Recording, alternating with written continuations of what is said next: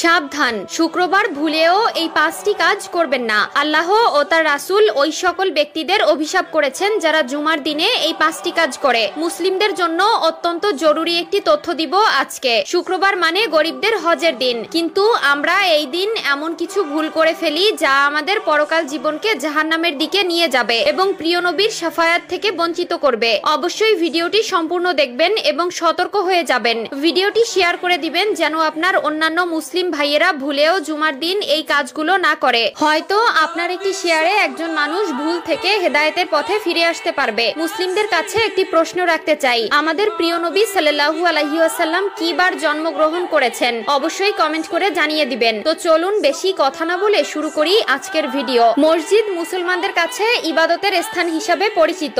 এরপরও আমরা মসজিদে এমন কিছু কাজ করে থাকি যা মসজিদের পবিত্রতা নষ্ট করে। তাই মসজিদের পবিত্রতা রক্ষার জন্য কোরআন